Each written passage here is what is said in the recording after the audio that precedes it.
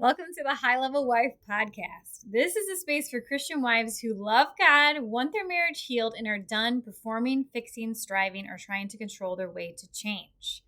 Here we're going to talk about marriage God's way through right order, surrender, heart posture, and spirit-led transformation. This is not self-help, it's discipleship. My name is Chelsey Holm, and my role is to help you move from awareness into obedience so real healing, wholeness, and restoration can take root. Let's begin. Welcome back to the High Level Wife Podcast. I'm Chelsey Holm, your hostess, and we do marriage God's way here. And honestly, we just do life God's way. And it starts with the right order, which is God, you, then your husband, then your kids, then your work, and then everything else. That's the right order. That's how we funnel everything through. So I don't know about you, but I have an 8th grader this year getting ready to graduate 8th grade. That's a big thing now, apparently. I don't think it was back in my day. I don't remember, but we have our kids in public school right now where we live. We're in a small town. And I am inundated with emails, notifications, reminders, school events, rewards or awards, like spring awards and all of the things. Yesterday alone, I drove to the school 5 times in one day. 5 times. Now, one of those was to do morning school drop off because it was earlier this year. Our kids were riding the bus, but they had to get up so early to get on the bus that it was like crazy. And so we just decided that it would be better. It would actually be more peaceful to take them to school. And it has been. It was an excellent change. I wish I had done it sooner because we've all gotten way more sleep and mornings are just so much better because of it. But as I have been prepping for some family to come and getting ready we're not doing a big 8th grade graduation party. We're not doing that. It's 8th grade, okay? Everyone graduates 8th grade. Okay, so we're not doing that. But we do have some family that's within a few hours that are coming, and we shuffle our kids around, and I mean, like, that's what I did when we had family stay over. Like, I gave up my bedroom, and it was, I don't even remember where I would sleep. But anyway, it doesn't matter. We shuffled our kids around, but that meant we had to get some bedrooms ready, right? Which means changing sheets and vacuuming and just overall tidying and all of those things. But with all of the notifications and all of the noise and all of the things that I have to be at, it's so easy to move back into high functioning anxiety, which is my story just a couple years ago. Just a couple of years ago. I didn't realize that my nervous system was totally dysregulated and I was functioning in survival mode all the time.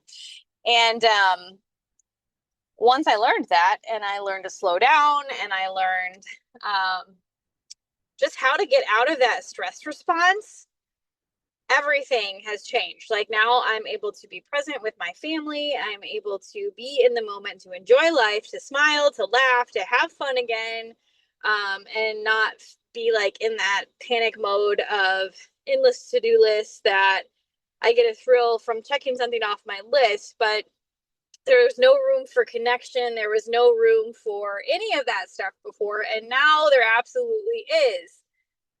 One of my favorite things to do is to sit on the porch in the sun and to journal or to get into God's word, listen to a podcast, whatever. Like, I just love being on the porch in the sun. Though today I think I would probably bake. I'm in my van recording this, and it says 90 degrees outside right now. So it's pretty hot. There's not very many clouds in the sky. So it is hot and sunny today. So I'd probably cook if I sat on the porch. But all of that to say, I wanted to share some basic essentials to keep your nervous system regulated during a time when there's just a lot of stuff going on. First of all, I would say, take a look at your schedule and manage your schedule first, right? Take off stuff that's unnecessary, but that's obviously neither here nor there in this moment when you have a lot of stuff on the schedule right now, right? So like this is for the thick of it. Obviously, take stuff off if you can. Don't let the world tell you what's important because it's not. And trust me on this one, more margin is always better. It is. And don't overschedule yourself, right? Okay, anyway. So the way you regulate your nervous system, I just want to walk you through like some basics, right? Like first of all, one day at a time. And when I say one day at a time, even when I was thinking through this episode, what I don't mean is just look at today and then be completely unprepared for tomorrow. That is not what I'm saying at all. What I am saying is step back and look at the whole picture. So usually every Sunday night or Monday morning, I sit down and I look at the whole week and I see what's ahead. I look at where do I need to be and when and who am I taking and who am I picking up and what things do I have to be at and all of that stuff, right? What calls do I have? And what are the things that I do every week that I know? When am I working out? And putting all that stuff in, right? Look at the meal plan, all of that. So that's that like step back moment and looking at the big picture. So you have to do that in order to take it one day at a time. And so then the way that I keep my nervous system regulated is today's Wednesday. I'm not thinking about what I'm doing tomorrow on Thursday, right? I know what there is to do, but I'm not worried about that. I'm not thinking about that. I'm not concerning myself with what I'm doing tomorrow, right? This feeds into taking your thoughts captive. So if you feel yourself going into a stress response, the first and best thing you can do is take deep breaths. Inhale through your nose, exhale through your mouth, because what this tells your body is that I am safe and I can relax, right? There's no actual danger. It's just perceived danger. And it's one of the best ways to get out of that stress response. And then what you want to do from there is take those thoughts captive to Christ, right? And bring truth into the situation.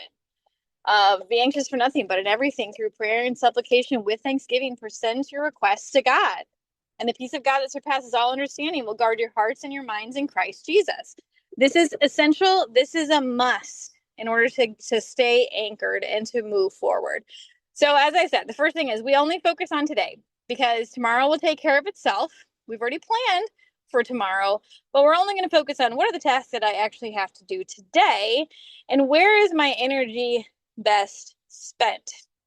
Okay, so that's the big picture. Now, here is one key to making this actually work for you is making time.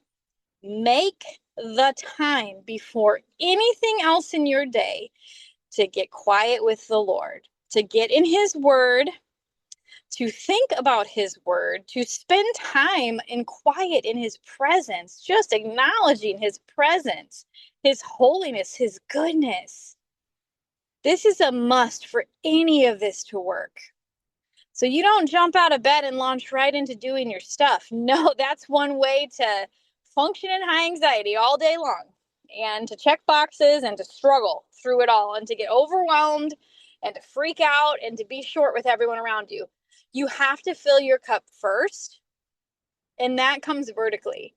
That's with getting low before the Lord and reminding your busy brain and your nervous body that you are rooted and you are grounded in the love of Christ. You are firmly planted on the rock. Christ is the firm foundation, okay?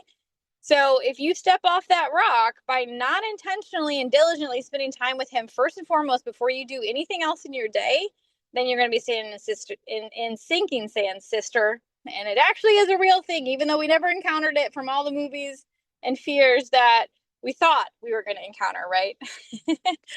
But that is essential. Okay, and so in those moments, as you are working through your day, I will tell you, if you take that time to anchor and be still with the Lord and fill your cup, letting Him fill your cup, what you're going to find is there are downtime moments in your day. There are unaccounted for times where you're able to move slower, where you're not moving in that, oh my gosh, there's not enough time, right? Don't ever tell yourself that there's not enough time. Instead, tell yourself there's the right amount of time for the things that are most important to me today. Okay?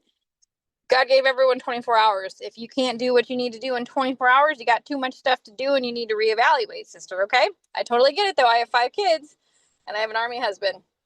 And I have all my kids are involved in sports, and well, maybe not all yet. Some the littles aren't, but there's a lot going on. So we have to be intentional and we have to be diligent with this. But I'll tell you just today. So my mom is headed here today. I'm just finishing up some errands and then I'm headed home. But there were moments where I was feeling a little bit of the overwhelm of like, okay, I got all these things to do and I don't know when I'm going to do all of them, right?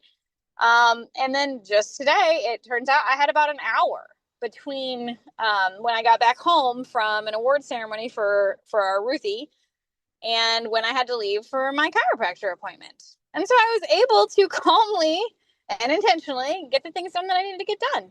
And I was just so thankful to the Lord for presenting me with that time and that opportunity to do it. And so those things happen when you fill your cup first. So I got up earlier than my family today, and I love to sit outside and read my Bible, pray, journal. Doesn't have to be super intensive or super time consuming, but super intentional and spending that time with the Lord to connect, to abide, to root in deeply, because everything else is going to be impacted by that or the lack thereof.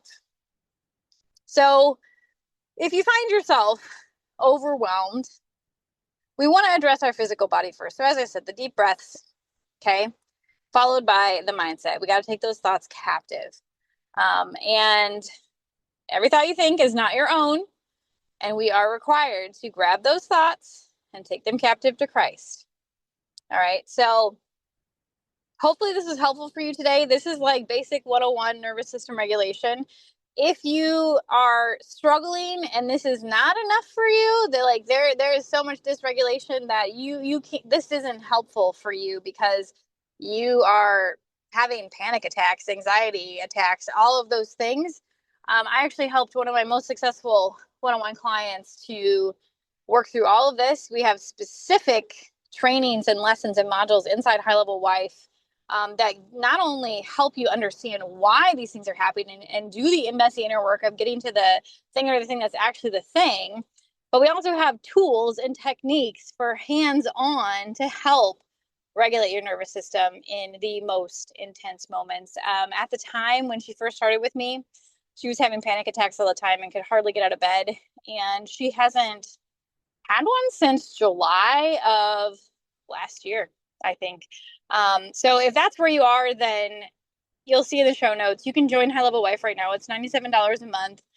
If you're interested in one-on-one coaching with me exclusive, where you get Zoom private meetings with me and Voxer support and the whole shebang of the course that goes with it, all of that, then there are options for that as well, depending on your budget. And there are also payment options. So hopefully this was helpful. And the thing I want to leave you with today is that you do not have to function at the expense of your ability to be present and relaxed with your family.